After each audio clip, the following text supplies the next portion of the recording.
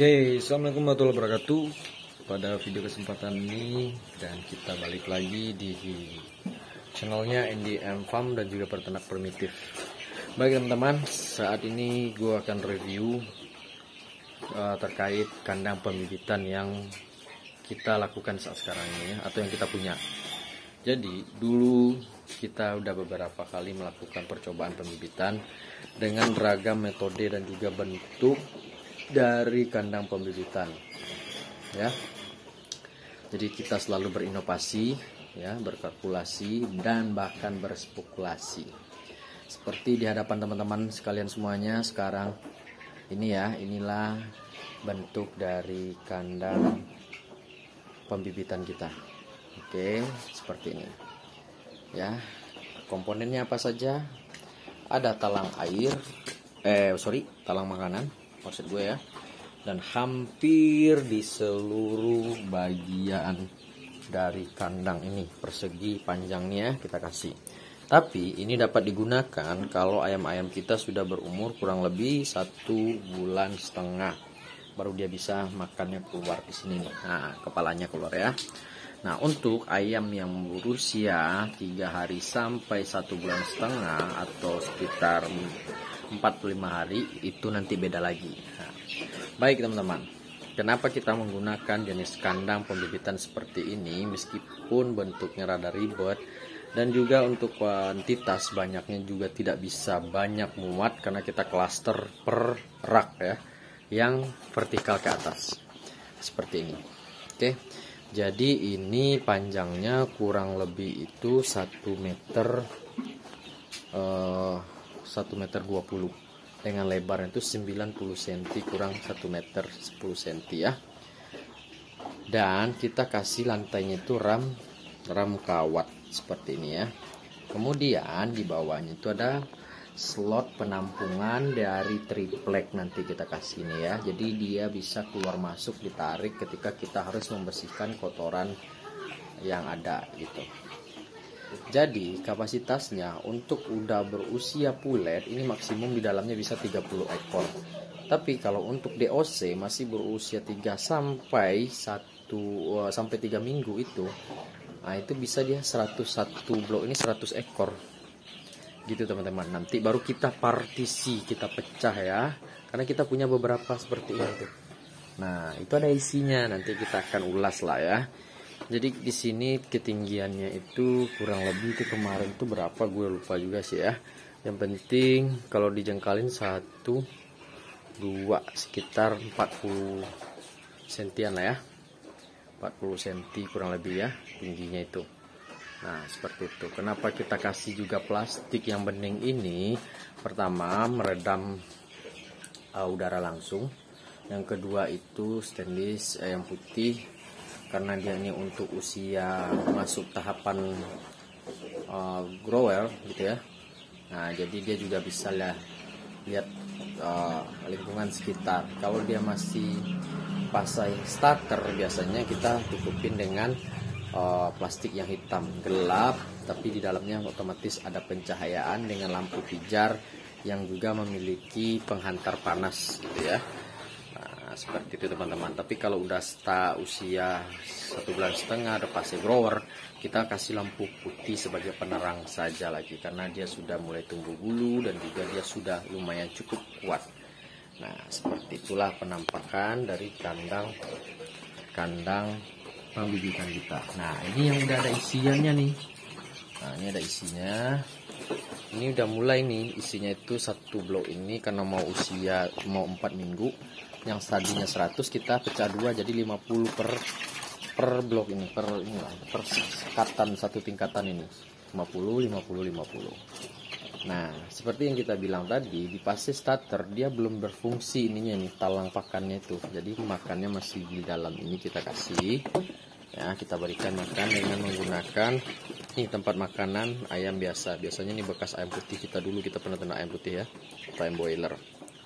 Ini jenis DOC nya itu kalau nggak salah itu ND 402 convert ya, platinum. Ini usia OTW 4 minggu hari Sabtu sekitar 3 harian lagi itu udah 4 minggu udah 1 bulan ya. seperti teman-teman. Nah ini seperti yang kita bilang tadi, ini nanti kita tarik, kohenya kita bersihkan, lantainya itu dari kawat ya. Jadi kenapa kita memilih bentuk jenis kandang pembibitan seperti ini dari ragam kandang pembibitan yang pernah kita buat, kita coba bikin, coba kita bangun. Ternyata tingkat aktivitas dan juga angka kematian lebih rendah, tingkat stres dan juga kesehatannya lebih bagus seperti ini sejauh ini ya yang kita pernah coba ya, dibandingkan dengan kita menggunakan kandang satu hamparan yang muatnya banyak. Itu lebih berisiko, mereka lebih terhimpit, terjepit satu sama lain sehingga berisiko kematian. Sejauh ini alhamdulillah seperti ini cukup efektif menurut kita ya, cukup efektif. Lagi pula ini juga kita nanti kalau kandangnya kosong kita gunakan untuk pembibitan bebek petelur dan juga pembesaran ayam broiler pedaging. Nah ini bisa kita coba, jadi kan multifungsi ketika kandang-kandang pembibitan yang udah kosong, udah masuk ke kandang baterai atau kandang produksi kita gunakan untuk lain. Seperti yang kita bilang tadi, untuk udah usia masuk fase grower dia itu kan, nah bulunya udah cukup lebat, jadi kita hanya menggunakan bolam putih yang hanya sebatas untuk penerangan saja teman-teman ya, seperti ini ya. Nah nih, kapasitas sekarang 300 ekor, kita coba lagi ya. Nah seperti itu. Nah awalnya kita menggunakan lampu pijar merah ini. Nah ini waktu dasar dia masih DOC umur 3 hari, dia masih pakai lampu pijar yang bisa juga menghantarkan panas ya, pemanas gitu. Nah nanti baru kita ekspansi pindahkan ke kandang-kandang usia grower. Ini kandang-kandang usia grower kita. Nanti akan kita bikin lagi lebih banyak supaya apa? Kita lebih bisa memaksimalkan, memperbanyak kuantitas jumlah bibit kita lagi ya. Nah, termasuk beberapa kesempatan kemarin sudah ada pesanan-pesanan yang sudah mulai datang masuk gitu. Makanya kita lagi cari area sterilisasi untuk benar-benar kawasan pembibitan yang ukurannya jauh lebih besar. Nah jadi kondimen-kondimen terkait kandang ini paling kalau kita nyebut ini semponin ya, atau kayu-kayu tipis bekas kusen gitu ya. Nah kita manfaatkan, kita bikin. Nah seperti itu, jadi low cost ya, low budget, lumayan lah gitu. Nah tapi secara substansi, secara fungsi, nah itu lebih bagus dan lebih maksimal seperti itu. Tinggal nanti kita akan pengembangan bikin kandang pembibitan lagi. Mungkin ada beberapa juga yang mau kita revisi atau perbaikan, kita tambah, tapi tidak merubah konstruksi secara keseluruhan dari bentuk kandang pembibitan kita. Model seperti ini menurut kita sejauh yang pernah kita coba dan kita lakukan, kita terapkan dalam proses pembibitan ayam petelur itu, ini yang lumayan lebih bagus dibandingkan yang lain-lainnya ya. Kita tidak tahu juga kalau teman-teman punya treatment tersendiri, itu sebenarnya bebas. Yang penting lihat aja bagaimana kesehatan ayamnya, tingkat kematiannya. Kalau itu minim, kesehatannya bagus, terpelihara di sana, berarti tidak cocok tuh. Kita kenapa harus melakukan sebuah transformasi dan juga perubahan? Karena kita melihat kendala-kendala seperti yang gue bilang tadi itu belum bisa terjawab, dan akhirnya dengan menggunakan metode dan juga jenis kandang vertikal seperti ini, akhirnya terjawablah persoalan-persoalan tadi ya, terkait kematian maupun tingkat produktivitas nanti ayam dalam kesehatannya seperti apa. Seperti itu teman-teman.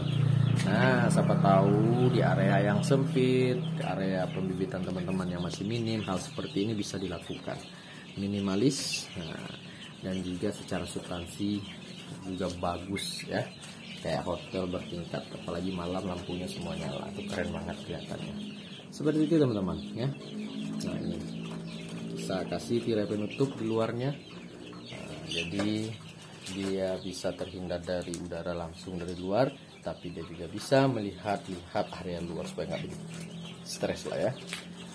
Baik teman-teman, nanti terkait kohenya kita bersihkan secara berkala lah ya.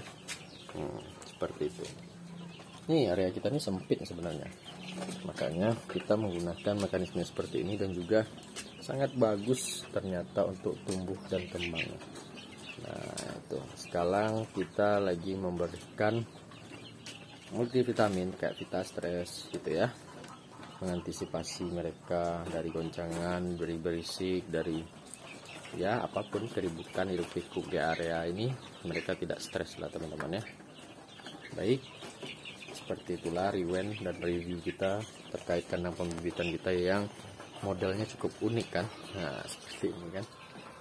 Nih, ini juga multifungsi, buat bebek petelur juga bisa, ayam broiler juga bisa. Nah, gitu teman-teman. Tempat yang kita gunakan juga lebih efisien ketika area pembibitan kita sempit dan lain sebagainya. Oke, itu sekilas dari area kandang pembibitan. Tunggu lagi video-video selanjutnya bagaimana kita mentreatment ayam-ayam petelur kita itu mulai dari fase pembibitan, pembesaran sampai fase produktivitas ataupun bertelur. Seperti itu teman-teman.